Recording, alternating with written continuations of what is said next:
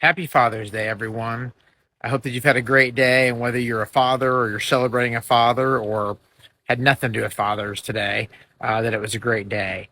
And 6 or 8 months ago, I read a book that I started rereading again leading up to Father's Day because I had such an impact on me. I want to share it with you quick here. See there, it's called Not Forsaken by Louis Giglio. And he says here in the first few pages, this book is for everyone who has a father and for all those who know what it's like to long for a father's blessing, a father's approval, affection, and attention. It's for anyone who longs to hear your daddy say, I love you and I'm proud of you. Basically, I think that's all of us, right? Even if you never knew your father, if your father's been terrible to you, if your father was great but then left, either through a divorce or just walked out or incarceration, or if you have an awesome dad, we all long for that. He goes on to say a few pages later, all of us have different experience with our dads, but what unites us is the need that's woven into our souls, the need to be loved and treasured and noticed and accepted by our father.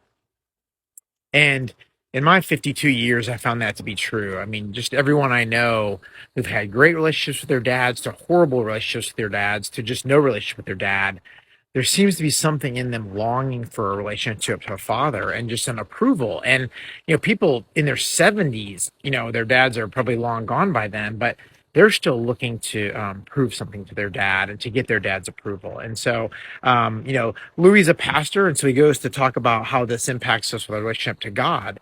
And he says, for most people, and it makes sense, we view God in many of the same ways we view our father. So if we have a great relationship with our dad, we might view God in a pretty good way. And if we had a terrible relationship with our dad or he's not existent, we might view God as that we can't trust him, that he's going to abandon us, he's going to walk out on us. So he says, number one image of God that Jesus paints for us again and again is God of the Father. And he uses in the Gospels the term father or Abba, daddy, 189 times, more than any other way he refers to his dad, God.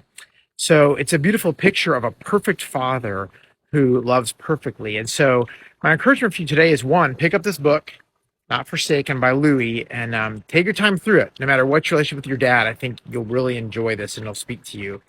But also, I encourage you, if your vision of God is not great because you're with your father, give God a chance.